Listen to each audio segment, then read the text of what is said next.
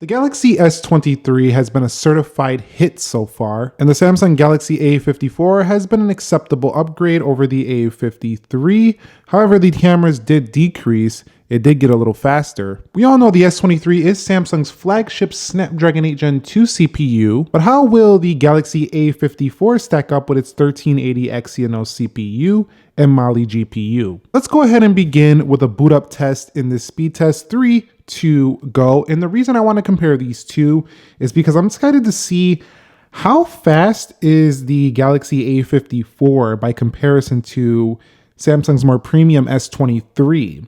Now, when you look at the price points, this is around $499, this is around $699. A person can literally just trade in their phone and probably make up that difference quite easily and just get the S23. So let's see how much smoother, how much faster it does perform than if you go with Samsung's more mid-range or A series phone.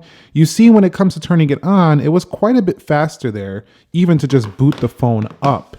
Now, one thing I will tell you is that my experience with the Galaxy A54 has been that if when I first boot it up, it takes a little while. It's a little bit choppy, but after it gets warmed up, it does pretty well. Not the same on the S23. All right, so let me show you what I'm talking about. So I just turned this on, and you can see already there was a little bit of a chop there.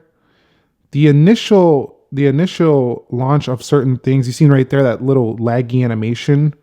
When I first turn it on, there's just a little bit of it's like it's getting things ready or something on the A54, whereas the S23, being the more flagship grade, is super smooth right out the start. All right, so let's see which one can actually unlock the phone faster. Now, they both do have fingerprint sensors. The Galaxy S23 should have a little bit of a faster one. It also can unlock via the face. And of course, if you know where that fingerprint is, you can just bypass the lock screen. Now, on the Galaxy A54, you can also unlock with the face right there. You can see it's definitely slower. Yeah, it's definitely got a slower feel. And if you notice, the fingerprint placement on the biometrics is lower. So it's actually lower on the Galaxy A54, which doesn't really mean much. I think it's actually a little easier for the placement on the A54. But I do think the S23s is a little bit faster when it goes in the device. So unlocking speed faster on the Galaxy S23. Now, both of these phones do feature Samsung's 120 Hz adaptive refresh display. However, one is smoother than the other, and that of course is the Galaxy S23. Now, that's going to come down to its CPU, making the phone overall feel faster. Now, on general home screens, you won't see too much of a difference, but there's just a smoother look to the Galaxy S23. You'd have to see it in person. Even though they both rock the same, 120 Hertz, it doesn't matter. There's still a smoother look. On the left, it's probably due to having more RAM and actually having more, performance. I'm not actually sure it has more. Yeah, it does actually. This has 6 gigs. This has 8 gigs of RAM. And I think there is an A54 with 8 gigs of RAM, but this one in this video is not. But yeah, generally speaking though, they're both pretty darn close. And I think the A54 is quite impressive for the price point, how smooth it is. But I'm sure the S23 FE will probably be even smoother than this. But this one definitely has a smoother, faster, snappier feel than the Galaxy A54. But let's go ahead and take a look at these applications and see how fast they can open these up. Let me go ahead and close everything out so it's a fresh start, no recently used applications. Exynos 1380, Snapdragon 8 Gen 2 for Galaxy. Let's go into Calendar. You could see faster on the left. Let's go into Calculator. And that might have been the A54. Let's go into Clock. That was the S23. Weather. That's the S23. Let's go into Play Store. That's the S23. So that was pretty close right there. Let's click this one. And what you should be looking for, depending on these, is how much performance do you really need? So watch out for that here in this video. If you find that the A54 actually has plenty enough performance throughout this video, then it might be a good option for you. But if you're finding, nah, that's not fast enough for me, and you're seeing how fast this Galaxy S is over here, you might want to go with that model. So that actually wasn't ready. I'm going to go ahead and close those two out and do Groupon again. But yeah, just look out for that here. Still faster on the left. And this might seem like nothing, like, oh, it's just a little bit faster, but actually it is something, because when you're using these phones a lot throughout the day and you're like running around, brushing around, doing whatever the heck you're doing, this phone could definitely be noticeably slower, and when you're kind of like just running around doing stuff, so definitely keep that in mind. Even though it might seem minuscule in the video, in reality, you're going to find having that extra performance to just flow better. On the other hand, sometimes if you're overwhelmed with your phone and it's so fast, it's opening all these things and you're hopping in and out of applications, I do believe that having too much speed is actually a detriment, because it makes you want to use the phone a lot more, which could distract you and just become overstimulating. So there's something to be said about having a slower phone, but most people want a faster phone. So you'll see that's faster on the left. It looks like we're getting just a hair quicker on the S23 for regular applications. You can see once you're in application, the Samsung A54 doing just fine. Let's go ahead and take a look at this photo. And scrolling down just fine on both platforms there. Now you could be saying, well, that's not enough. I'd rather get the bigger screen and just deal with that performance. But you got to keep in mind, how long you're going to keep these phones. If you're keeping them long term, that extra performance here on the left could make a big difference. And the Samsung S23 loads that dead trigger first and does it again. So in gaming, one area where the Galaxy S23 will shine over the A54 is going to be that this phone has a better GPU. It also stays cooler to the touch.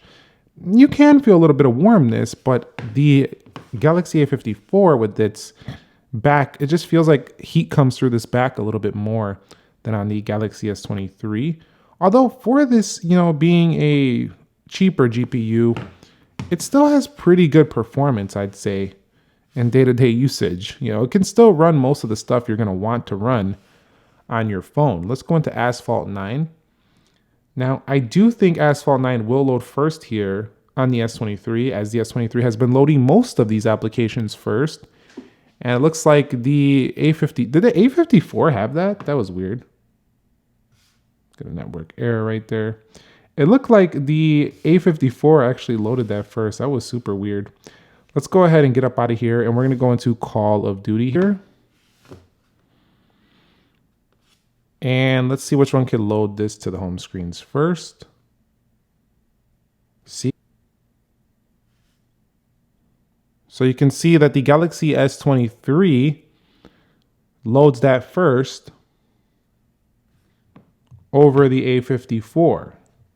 Now, when actually playing Call of Duty, again, it's going to come down to the GPU, the CPU, but also when you're in multiplayer lobbies, it's going to be coming down to the Wi-Fi performance as well. So it's not just the CPU and the GPU when you're actually in the online game. That comes down to how fast your internet is, because I've been blasting some people in there, just because, my internet was faster, not because I'm technically a better player. Let's go into Subway Surf here, see what happens. Still based in Chicago right now. Pretty awesome.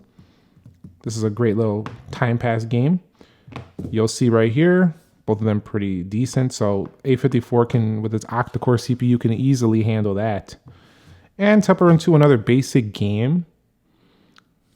Personally, I like console games. That's why I cover a lot of, more basic games, because I basically put on here, more pastime games. But that's why we concluded COD, because some people wanted to see something a little bit more intensive to load. Let's go ahead and get up out of there. We'll go into Geekbench. You'll see Geekbench first on the left, 3D Mark. 3D Mark first on the left, and KineMaster. See which one is faster here. Got a little ad going there. Samsung S23. So, and I'm sure in the video editing portion, rendering, it would be faster than S23 as well. So all across the board, the S23 was basically what you would expect, faster. But how much faster was it? Was it $200 faster? I'd say, considering everything you're getting extra with the S23, like the better cameras, faster CPU performance, GPU performance, probably better software performance in the future, I think it's worth the extra money. But if you really want the bigger screen and you just don't have that extra cash, you're not going to be disappointed with the A54. It's still a really good pick as well. Let's go ahead and go through these applications, see what happens on the reload. Will we get any delays or stutters? I've been seriously impressed with the S23 so far, and it actually got another update just a couple days ago, so I'm pretty happy with that. Asphalt 9 reloading, but that's just because we have to go back to the lobby. We'll go into Instagram, eBay, Best Buy, Amazon. And again, like I've said before, the S23 has been the best performing Samsung phone I've ever seen. And not just because it's a new phone. Samsung had a great new phone last year. It was called the S22. But when that came out, it didn't blow me away like this year. This year, the S23, they've knocked it out of the park. Let's take a look at the A54 now. 6 gigs of RAM. I do expect a little more choppiness. And we're already seeing, you see that? Like, that could have been me making a mistake there. But you can already see just slower when it, oh, wow. Yeah, you see that? Like, you're never going to get that on the S23. Yes, we're reloading Asphalt, but it was just the way it did that animation. It's just, that was choppy. Dead Trigger 2, full reload. Starbucks, full reload. See, this is what you're going to deal with when you get a budget device or a cheaper device from Samsung. You cannot hold all these applications. There's a reason why, I think I skipped Best Buy. There's a reason why, look, it's already reloading everything. There's a reason why you pay that extra money for a flagship phone. Here is the reason right here. And now, why is this important? Because let's say you're using this phone throughout the day, right? You had held a bunch of applications open. You're like, oh, let me go back to Twitter. You want to tweet something real quick, then you got to wait for it. It's just annoying, or let's say there's an emergency situation. You need to quickly get to the maps. You're going to be like, come on. Like, you don't want to, yes, it's impatience. I get it. But there's just those times when it's going to get annoying. Let's go into calculator and calendar. So kind of disappointing there on the reload. Not going to lie to you. I was very disappointed with the A54's performance there. So this is definitely not a phone you want to hold a bunch of applications, have blasting multitasking. You can still do it on here, but it's not going to perform anything like an S23. All right, guys, and our final scores are in, and you can see pretty much double on the single core and nearly double on the multi-core score. Now, the S23 also finished a lot faster than A54, and it's not like this wasn't expected, but you can see you're paying $200 more to get the S23, but you're getting 50% more performance. So I think that's worth it if you really do want that extra performance. Let's go ahead and run a Wildlife Extreme. I mean, we already know S23 is going to win, but by how much? Now, keep in mind with the Geekbench scores, we've seen 50% improved performance. However, what I can tell you after using both of these phones extensively is that the Galaxy A54 will give you speed that is good enough for daily tasks, but the S23 can go beyond that. And you can already see just within this test, there is some like choppiness here within, this test right here. You can see it, whereas the Galaxy S23 is remaining very smooth. I'll be back when the scores are in. And so far, this is the lowest wildlife I've seen this year in comparison. But again, I don't really test too many of the lower end phones. I might consider doing the Pixel 7a when it comes out versus this, as well as maybe even the 6a if you want to see that one. But you'll see right here, 21.50 frame rate versus 4.80. What this essentially means in reality is that your frame rates in gaming is going to be incredibly smoother on the S23. Now, you can see that this phone performs better than only 14% of other devices. So you can now start to see where you're actually making the sacrifice with the Galaxy A54. It's not in the build, it's not in the display, it's not in the cameras, it's in the actual performance of this phone. The performance on the A54 is for daily tasks. That's what it's for. The Galaxy S23 is for daily tasks, heavy using, gaming, everything. It's like a beast, even though it's small. So definitely keep that in mind. At the end of the day, I would definitely say if you don't need the bigger screen and you can go for the extra, couple $100, get the S23. It's a much better pick. However, if you found this cheaper, you see it on a sale, you just need a daily phone, or you're giving it to somebody who doesn't really use their phone that heavy, the A54 is plenty good enough. It sure is. It's just not the best out there when it comes to performance. I even think the upcoming 7a is going to outperform this phone, but 7a is not going to give you this big of a screen and a lot of the Samsung features. So there is some value still to be had here. Thumbs up if you enjoyed it. Subscribe if you haven't already. Nick here. Be sure to be well, and peace.